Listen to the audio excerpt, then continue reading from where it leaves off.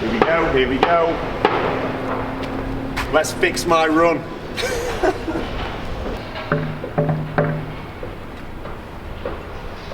They 100% did not hear that knock. 2 hours later. Any second. 6.5 hours later. Be worth the wait. 100% worth the wait. Approximately 10 hours later. Clearly got the wrong side of the building. To be fair, that says emergency exit. Maybe we should go around here. Should we go around here?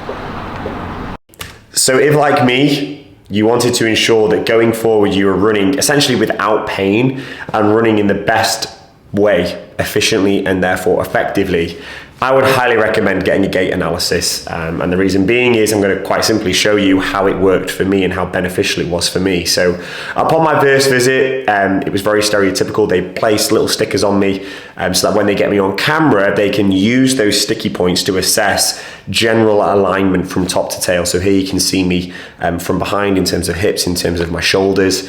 And here I am running. This is how I used to run. This is how I used to run.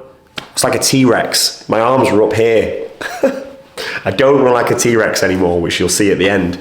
But yeah, I was assessed at a slow speed, I was assessed at a high speed, and from that, there was lots of data that we were able to obtain. As well as that, we did lots of mobility work. So this exercise here is just a basic squat, but it's a really easy way to assess my ankle mobility, and likewise here, my torso rotation, something which you probably wouldn't even think of when you're running, the amount of rotation you have. Again, put on the treadmill at what I would say is slow, steady pace. And then I was put on the treadmill again at a faster pace, so my race pace. This clip here is just a very poignant example of how I did lack stability, generally speaking, around my ankles, and so that was an area that we needed to work on.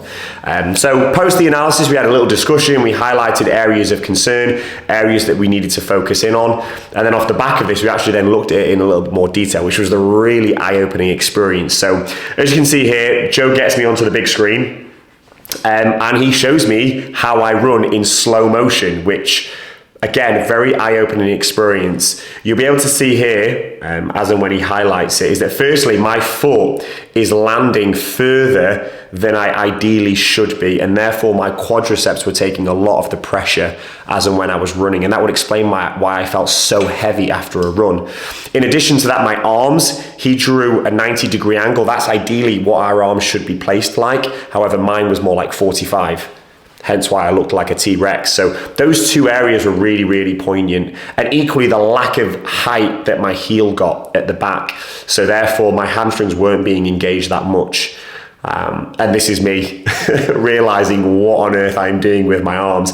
I did a half marathon not long before this, and basically I woke up the next day and I felt like I'd done traps. Felt like I'd done shoulder shrugs for about 5 days prior. Not a good feeling. So yeah. Lots for us to work on.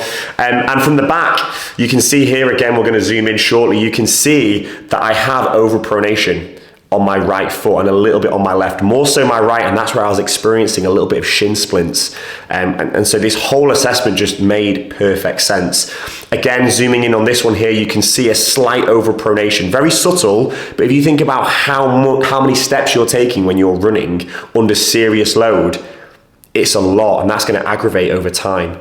And here again, another really, really useful example of just the lack of stability I have in my ankles, and also lack of mobility, hence why I'm leaning forward so much in a squat. So really, really insightful information. So from this, we had to get to work. So the following 6 weeks, we did an abundance of different things, but generally speaking, one of the basic things we did was top to tail assessment. This is what we need to do in terms of your running gait. So key things: elevating the heels behind me, an upright posture, bringing my hips under, chest out. And as you can see, we did this on a flat surface and an inclination, just to really change up the stimulus, because it's very easy to compensate when the going gets tough. Billy Ocean right there. And finally, my arms. Look at my arms there, 90 degrees. I already look like an elite athlete, in my opinion. But this is essentially what I needed to maintain with every single run. Now, this movement here is to really activate the hamstrings and to separate almost the hamstrings and the glutes, because I was very, very quad dominant, and so I needed to stimulate both the hamstrings and glutes, but a little bit more so. This is my reaction. Good.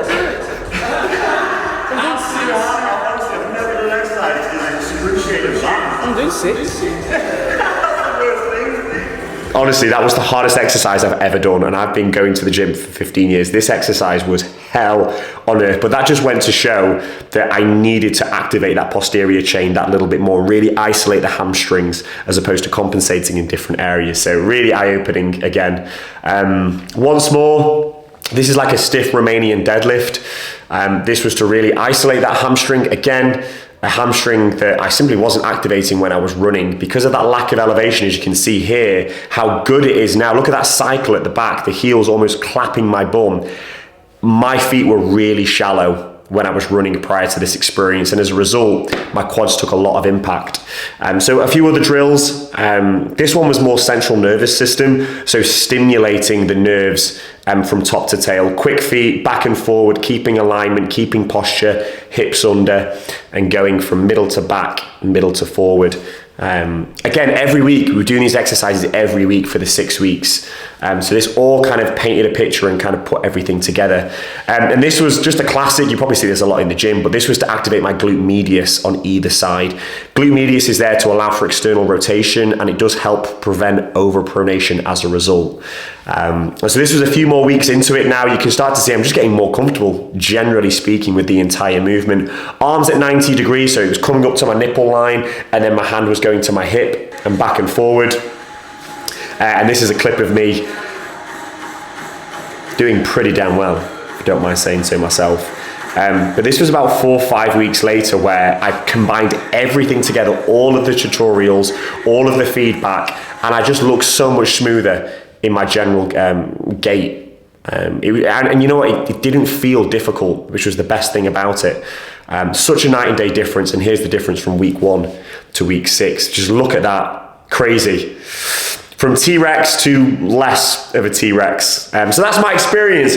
6 weeks, I fixed my run, and I've never felt better in terms of running. I have no injuries, and I'm more confident than ever. So if you've thought about it before, I can only recommend you do it.